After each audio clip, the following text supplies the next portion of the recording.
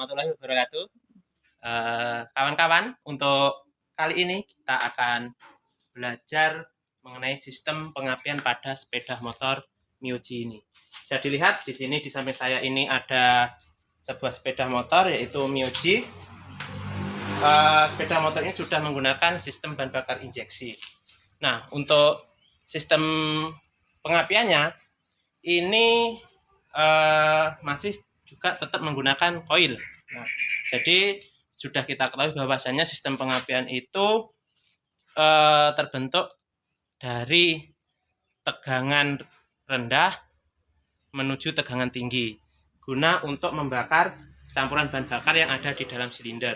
Untuk komponen-komponennya, sudah kita ketahui bahwasanya komponen pengapian yang pertama itu ada pembangkit listrik, yaitu ada di sini, yaitu ada generatornya, kemudian juga ada pick up coil CKP, kemudian ada kunci kontak sebagai kontrol utamanya untuk menyalakan atau mematikan, kemudian ada coil dan sebelum coil itu ada CDI atau ECM-nya, kemudian ada coil dan berakhir di busi. Nah, untuk saat ini, untuk mempersingkat, maka kita coba dulu menyalakan motor ini, teman-teman ya. Kita coba nyalakan. Nah, untuk motor ini masih nyala. Nah, masih nyala berarti untuk sistem pengapiannya juga masih normal. Nah, tetapi untuk kita belajar supaya kita tahu bahwasanya bagaimana ukuran-ukuran yang ada di dalam komponen sistem pengapian ini, maka kita perlu untuk melakukan pengecekan. Nah, untuk saat ini kita akan melakukan pengecekan pada komponen pengapian, yaitu bagian coil atau coil ignition atau coil pengapian. Nah, untuk alat-alat yang kita gunakan, untuk pengecekan komponen pengapian bagian coil, yang pertama ada obeng. Nah, obeng, teman-teman ya, ada obeng. Obeng ini nanti fungsinya untuk melepas skrup baut yang ada pada cover penutup mesin, karena coil pengapian tentu ada di dalam mesin sini. Kemudian yang kedua, ini ada kunci T. Kunci T ini juga sama fungsinya untuk melepas baut pengikat apabila nanti ditemukan baut yang menggunakan ujung segi 8. Nah, kemudian selanjutnya untuk pengecekan kita akan menggunakan avometer. Di sini ada avometer. Ini jenis avometer digital. Kemudian yang satunya ini ada avometer analog. Nanti dari kedua alat ini kita bandingkan berapa sih selisihnya pengukuran antara avometer digital dan avometer analog. Nah, selanjutnya ada satu alat lagi, yaitu yang digunakan untuk mengecek tegangan puncak atau voltage peak voltage pada coil pengapian ini, yaitu pitch voltage adapter. Ini adalah rakitan sendiri. Oke ya. Untuk mempersingkat waktu, mari kita langsung lakukan pengukuran atau pengecekan pada coil pengapian. Nah, untuk pengecekan kita awali dengan membongkar atau melepas cover mesin. Nah, kita bongkar cover mesinnya. Nah, di sini ada beberapa baut untuk motor Mio ini. Kemudian ini masih belum bisa terbuka. Kita buka jok dulu. Nah, kemudian di sini juga ada baut yang sudah saya lepas ya. Nah, di sini sama di sini. Kemudian kita bongkar untuk cover penutupnya. Nah, cover penutupnya terbongkar. Kemudian untuk letak coil itu berada di sini, teman-teman, di bawah sini. Nah, ini adalah coil pengapian. Bisa terlihat ya? Ini adalah coil pengapian untuk sepeda motor Miyuji. Nah, di coil pengapian ini ada beberapa soket atau cop-copan. Cop-copan ya. Di sini ada yang berasal dari VDI atau ECM, yaitu soket untuk kumparan primer. Di sini ini kumparan primernya, dan ini untuk ke ECM juga sebagai pengontrolnya. Kemudian yang satunya ini ada masa langsung ke bodi ini ya. Kemudian ini ada kabel busi atau kumparan sekunder di sini. Nah, ini saya tunjukkan ini. Nah, saya tunjukkan ini di ujung ini adalah kabel busi yang nanti akhirnya ada pada di sini di cok busi ini. Nah, di cok busi ini. Oke, langsung saja kita coba untuk pengukuran yang pertama, yaitu bisa kita lakukan pengukuran pitch voltage-nya atau tegangan puncak. Oke.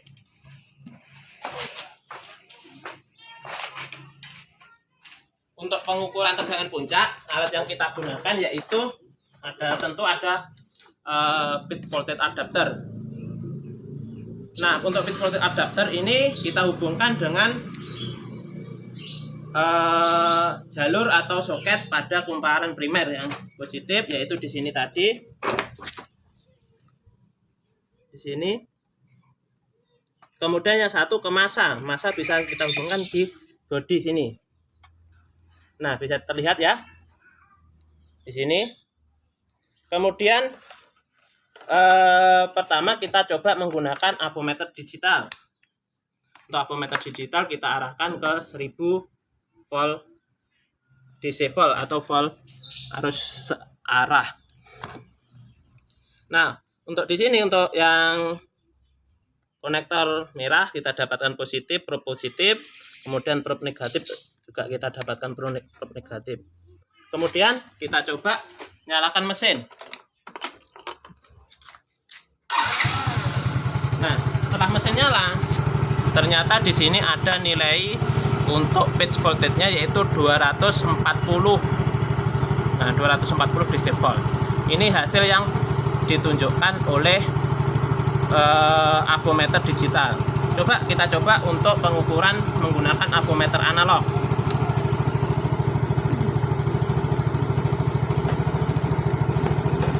Nah, untuk avometer analog kita arahkan ke 500 DC volt. Ya, 500 DC volt. Kemudian tetap positif juga dapat positif. Kemudian negatif dapat negatif. Nah, untuk avometer analog ini di sini kita lihat bahwasanya adanya 250 volt DC. Berarti hasil yang ada di sini ini nanti dikalikan 2. Nah, kalau seperti itu langsung saja di sini kita lihat di sini ada nilai 100 berapa ini? 150 berarti ini 125. Nah, berarti 125 kalau dikalikan 2 yaitu menghasilkan 250 volt DC. Sedangkan tadi untuk avometer digital ditunjukkan sekitar 240 volt DC. Berarti masih ada selisih 10 volt.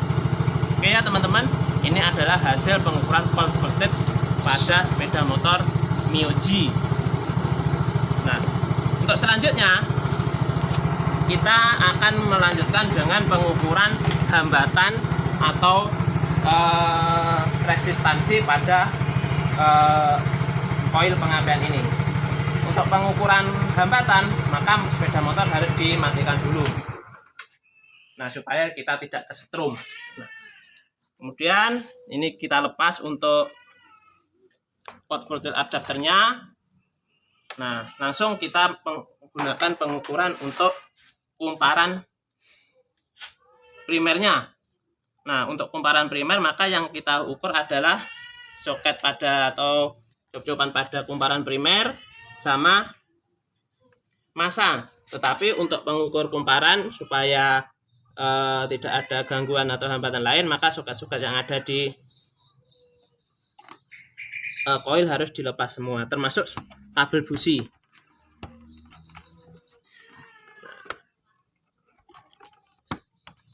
Ini agak nyelempit tempatnya. Nah, kita lepas untuk kabel businya juga, karena kabel busi di sini merupakan keluaran dari kumparan sekunder dan kabel busi tidak bisa dilepas. Oke, langsung saja kita ukur untuk hambatan kumparan primer coil. Nah, untuk kumparan hambatan primer coil kita arahkan selektor avometer digital ke ohmmeter yang paling rendah yaitu 200 ohmmeter. Nah, langsung kita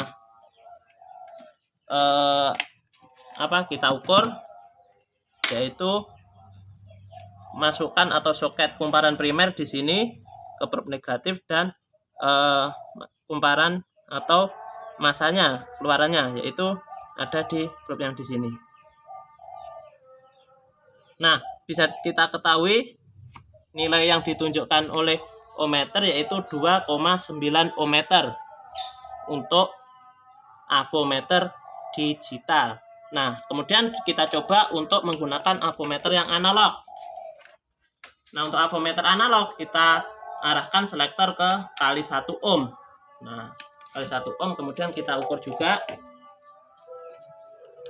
prob positif ke positif, kemudian yang satu ke negatif. Nah, di sini bisa Nah, bisa dilihat.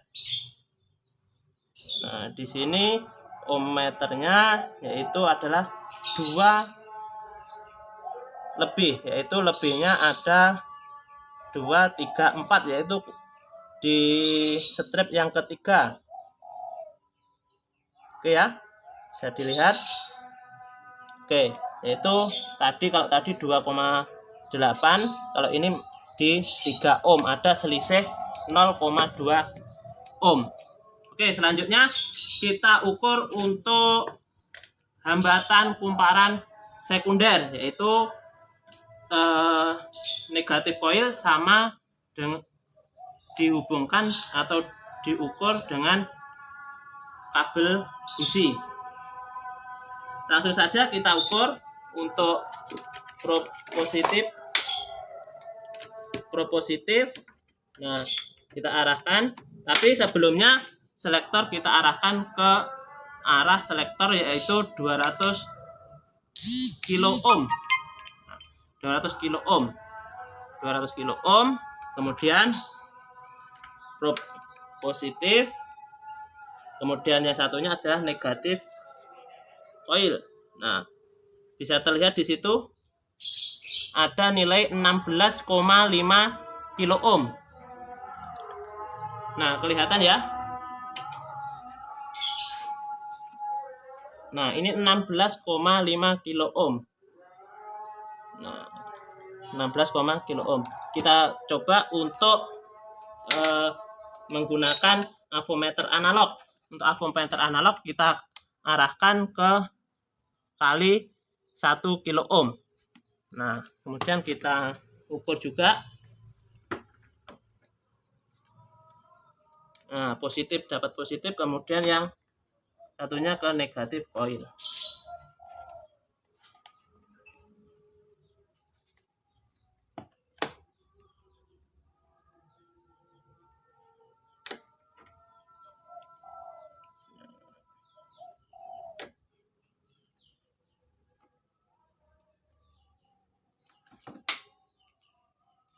Sebelumnya kita kalibrasi dulu. Masih.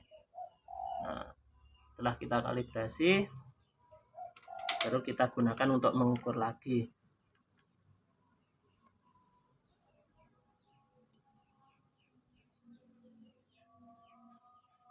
Nah, di situ kelihatan berapa itu? Ohm. Besar sekali ya di sini, mencapai 20 kilo ohm. Berarti ada selisih 4 kilo ohm antara avometer digital dan avometer analog. Oke, itu tadi hasil pengukuran berupa pengukuran pole voltage, yaitu hasilnya masih di atas 100 volt DC. Kemudian untuk hambatan kumparan primer hasilnya di angka 3, kilo ohm itu tadi. Kemudian untuk hambatan kumparan sekunder, yaitu hasilnya kalau avometer digital 16,5, sedangkan menggunakan avometer analog ini 20 kilo ohm.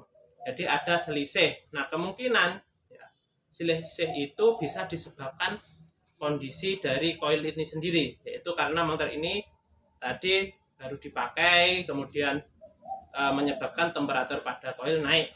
Jadi hambatannya bisa menjadi lebih besar. Oke, teman-teman, itu adalah hasil dari pengukuran komponen pengapian bagian koil.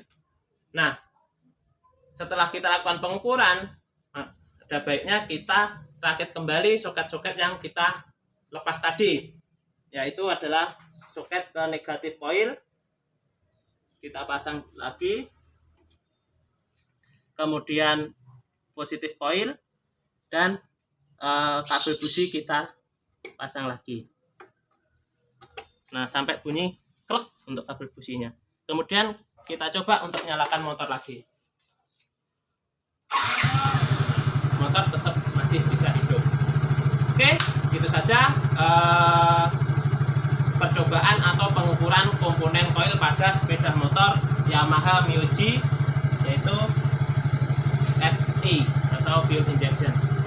Terima kasih atas perhatiannya. Semoga video ini bermanfaat. Wassalamualaikum warahmatullahi wabarakatuh.